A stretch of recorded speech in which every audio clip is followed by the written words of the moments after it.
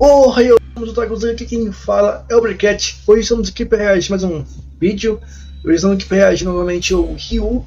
E vamos ver o que ele vai nos falar aqui sobre esse assunto. O milagre não é bom nesse jogo. Que jogo é esse? Não faço ideia. Quem conhece está sabendo. Talvez até pegue. Talvez não, com certeza vão pegar referências e tal. Pô, eu nem sei o nome desse jogo, mas se tivesse aqui talvez eu lembraria, né? Talvez alguma coisa. Bom, aqui tem a descrição dele, beleza? Redes sociais. É isso. Vamos lá. Joga a vinheta.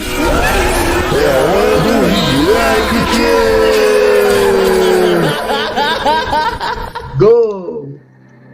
Eu o reclamo, milagre penoso, pois a culpa é minha. Ó, o jogo é dublado.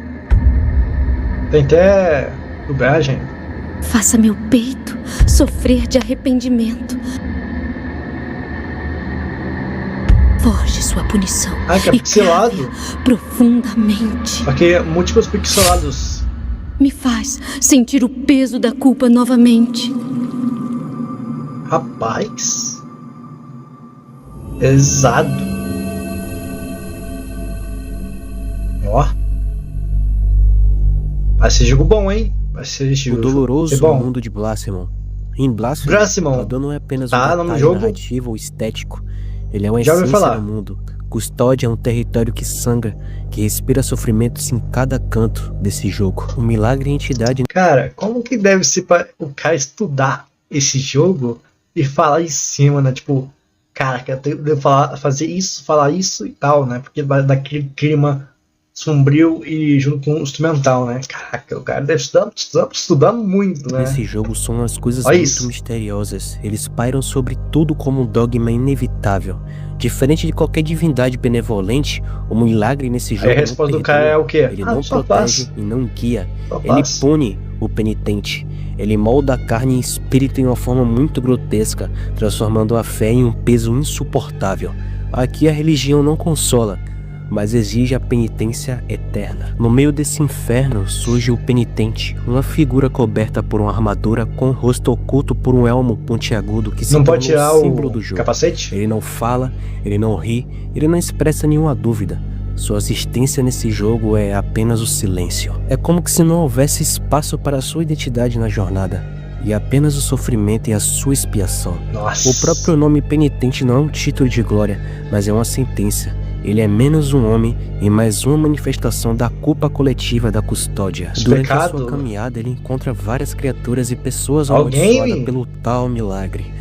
Cada uma representa uma fé distorcida ou uma penitência levada ao extremo. Mártires que viraram relíquias, corpos fundidos em estátuas, líderes religiosos que usaram o milagre para reforçar sua autoridade. Cada confronto é mais uma etapa dentro desse jogo, onde o penitente precisa percorrer atravessando desertos, catedrais, masmorras e cidade em ruínas. E no meio dessa jornada não é nada de legal. É onde você se encontra dor e sofrimento. A crueldade que o jogo impõe sobre o penitente, ele é quase ritualística.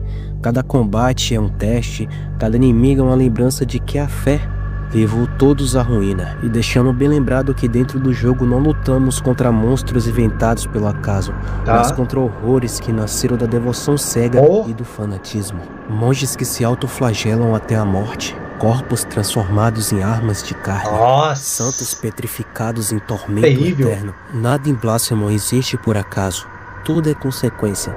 É como se o mundo inteiro fosse um sofrimento infinito e o penitente tivesse basicamente que passar um monte de por pecado, isso, sabendo que ele também faz parte desse cortejo. Até a mecânica reforça essa sensação. A morte não é apenas um obstáculo. Ela se tornou uma parte do ciclo da penitência. Cada queda, cada derrota, cada fracasso. Um pecado de um rei aí, ó, né? Basicamente é o... Tem vários... Você olha assim, você fala... Tem vários significados, né? Um trono, né? Um rei e tal, cheio de pecados, né? Pesa.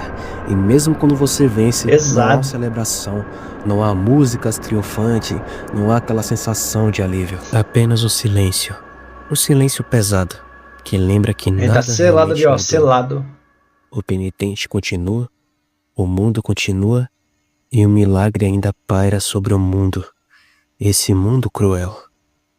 Oh, milagre, por que me deixa sangrar em vão? Toma meu corpo, mas tu leva minha alma ao esquecimento. Oh, milagre. Rapaz.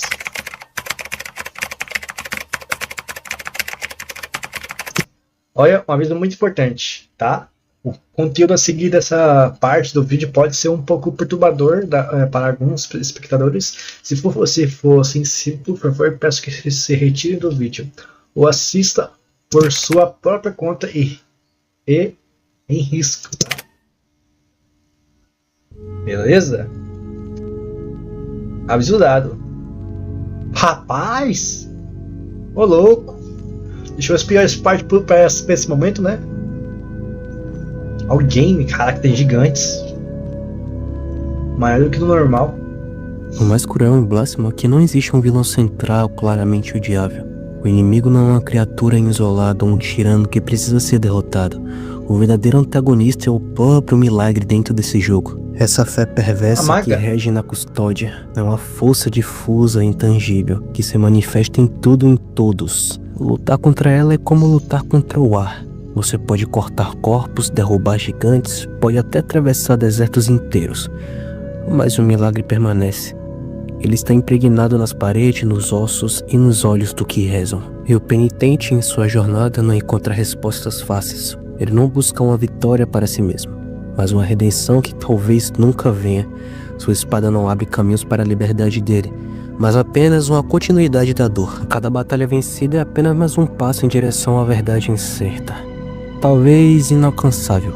Ele caminha, mas não se liberta. Ele sangra, mas não se purifica. É um ciclo interminável. E é aí que o jogo também envolve o jogador nesse sofrimento. Caraca, olha esse jogo. Próximo não é apenas controlar um personagem.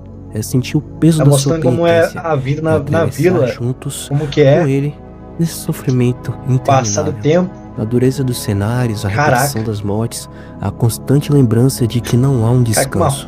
O jogador pouco a pouco entende que ele faz parte desse ligamento cruel. Avançar no jogo não traz alívio, traz apenas mais camadas de agonia, mais perguntas sem respostas, mais verdades que esmagam sobre o mundo da custódia. No final, Blasphemy é cruel porque não oferece aquela vitória no final do jogo. Ela não liberta, não consola, não traz esperança. Sua grandeza é exatamente em mostrar o universo onde o sofrimento não é exceção, mas regra. O penitente é condenado a carregar sua cruz em silêncio. E nós, jogadores, somos condenados a acompanhá-lo nessa jornada. Não há redenção clara, não há glória, não há um felizes para sempre. O que existe é apenas a certeza de que a dor molda tudo. E que em custódia, a fé não salva. A fé corrói. Em Blasphemous, o vazio é uma presença constante. Ele não é apenas um espaço entre as ruínas. Caraca! Nem o silêncio após o som de uma espada. É uma animação uma ausência que parece viva, que observa. Além de um jogo de pixelado, será que tem também um filmezinho também? Animado? Caraca, deve ser muito bem, hein? E pesa. Custódia é um mundo que parece existir depois do fim do mundo. Ou é uma versão do jogo, só que mais nova, né? Mas a realidade continua, arrastando sem propósito. O jogo evoluiu, sabe? O jogo evoluiu. Ele atravessa épocas de um tempo perdido, jogos, de crenças antigas, de promessas que não significam nada mais. A filosofia do jogo se manifesta nesse abandono. Blasphemous fala de um universo que continua funcionando por hábito, como uma máquina esquecida, movida por rituais que já perderam o sentido. O mundo ainda reza, mas sem saber o porquê está rezando. As pessoas ainda veneram o milagre sem saber o que realmente ele é. Tudo persiste, mas nada floresce. É uma existência sustentada apenas pela inércia e pela repetição e o medo do vazio. O vazio em custódia é espiritual, mas também existencial. Ele mostra o que acontece quando um povo ou talvez uma civilização perde o significado original da sua fé, de sua vida ou de sua própria razão de ser, testemunhando não apenas a ruína do mundo, mas a ruína do sentido. Tudo está gasto, é o único mas sentido ninguém da ousa vida. parar. O movimento continua mesmo sem destino. Local, e talvez seja isso que Blasphemous expõe com tanta força, a incapacidade do ser humano de aceitar o vazio. O jogo mostra um mundo que, ao invés de encarar o silêncio do inexistente, tenta preenchê-lo com símbolos, estátuas, ritos e egos. Tudo que é material se torna sagrado. Tudo que é antigo se torna digno de adoração. Não por fé verdadeira, mas por medo de reconhecer cara que tá sendo nada muito resta filósofo além da aqui. ausência. Se não é filósofo, não sei o que é, mas o que já está morto. tá falando de antiguidade. Desse vazio. Ele caminha por lugares que perderam o significado e sua própria jornada parece carecer de um propósito claro. É isso, quando o pessoal não tinha calça, o pessoal fazia calça de cordas. Olha, ó, tá certinho. Até hoje, se quiser fazer, tá certo, hein? Ele é uma figura sem passado e sem futuro. Uma consciência que atravessa um espaço onde o tempo perdeu a direção. O silêncio que envolve não é apenas da boca de quem não fala, mas de um universo que já não tem mais nada a dizer. Há em Blasphemon uma reflexão profunda sobre o fim da crença. Não apenas uma crença religiosa, mas a crença em qualquer coisa. O que resta quando tudo que sustentava a existência se dissolve. O que se faz quando o sentido se esvai, mas o corpo ainda insiste em continuar. Custódia responde com sua própria monotonia. Continuas, caminhas, mesmo sem saber para onde. O movimento se torna o último traço da vida. Esse é o coração filosófico do jogo. O paradoxo de uma fé que sobrevive ao seu próprio Deus. Blasphemon não fala apenas de religião, mas da condição humana em sua forma mais crua. A busca incessante por um significado no universo indiferente. O vazio não é o fim, é o estado natural das coisas. E mesmo assim, os seres das custódias, o penitente entre eles, continuou tentando encontrar algo, como se o simples ato de procurar já fosse uma forma de existir. Como se o simples ato de procurar já... Procurar?